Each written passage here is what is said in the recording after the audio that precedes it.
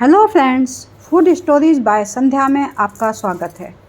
आज हम कांदा पोहा बनाएंगे या कहें कि इंदौरी पोहा बनाएंगे, क्योंकि ये इंदौर में बहुत फेमस है और ये बहुत ही शानदार लाइट वेट ब्रेकफास्ट है जो सभी को बहुत पसंद आता है।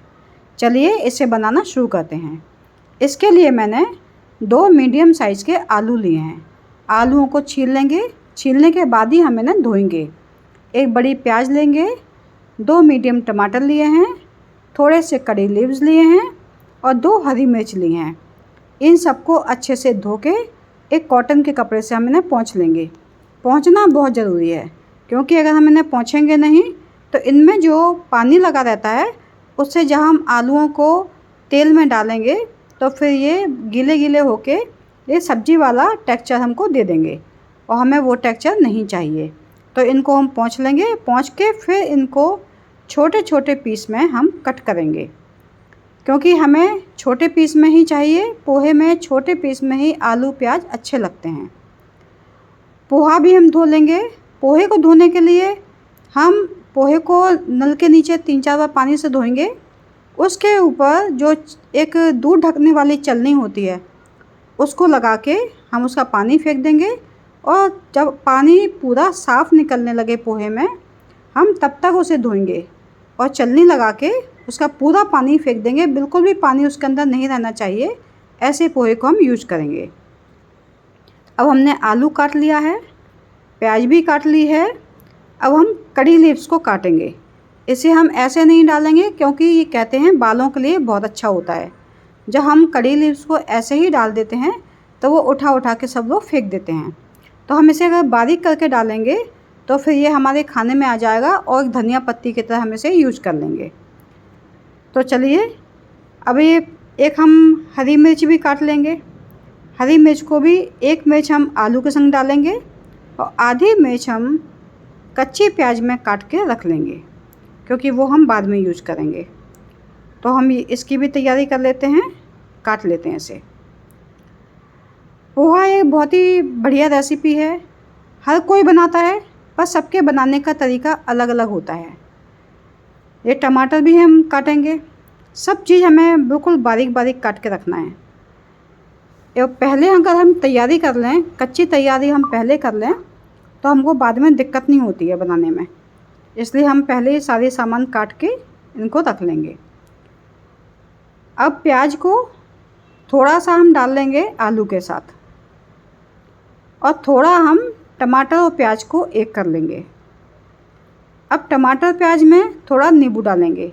करीब 1 नींबू या जितने आपके पास पोहा हो उसके हिसाब से 1 डालना है या आधा डालना है, उसके हिसाब से हम नींबू डालेंगे।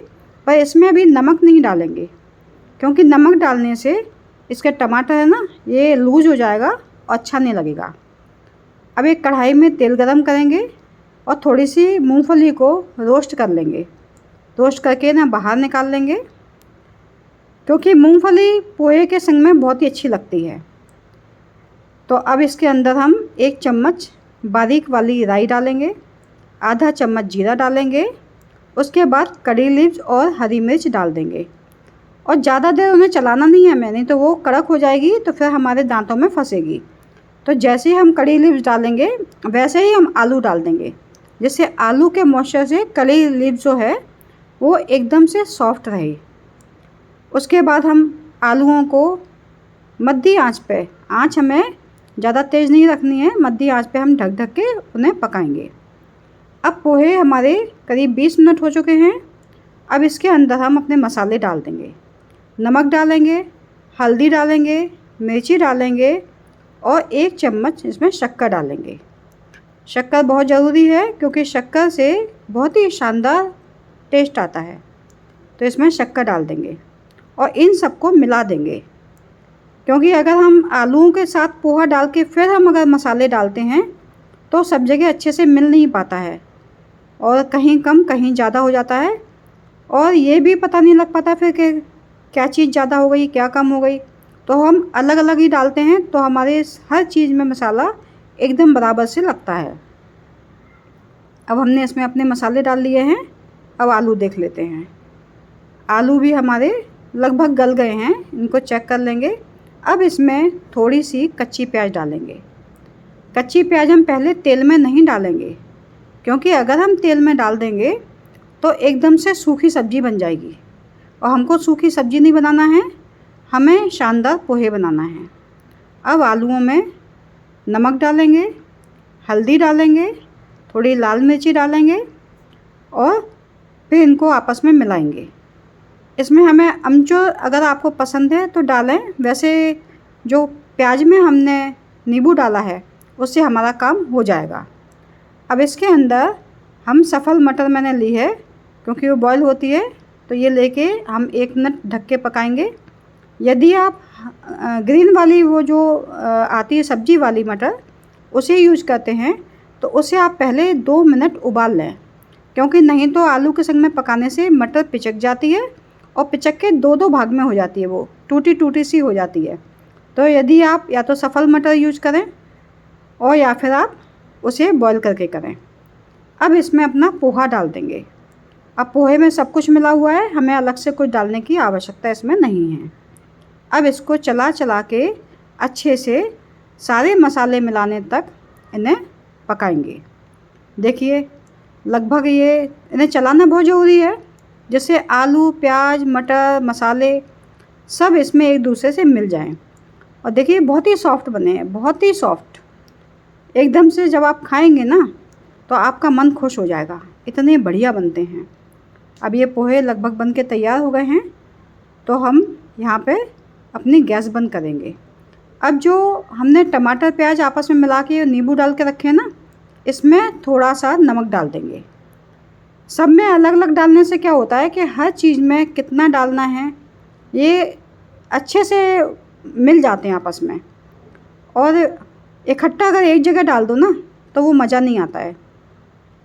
मेरा खैर ये स्टाइल है, हो सकता है आपका अलग हो, पर मुझे ऐसे पसंद है बनाना।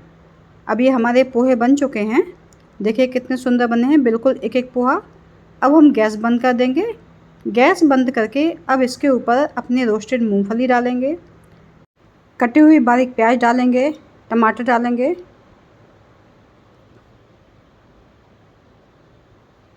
इसके बाद इसके ऊपर धनिया पत्ती डालेंगे।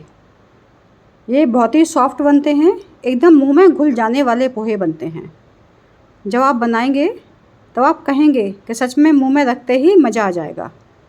फ्रेंड्स, यदि आपको मेरी रेसिपी पसंद आती है तो प्लीज़ मेरे चैनल को आप सब्सक्राइब करें, मेरी रेसिपी को लाइक करें, कमेंट करें, शेयर करें, मुझे मोटिवेट करें।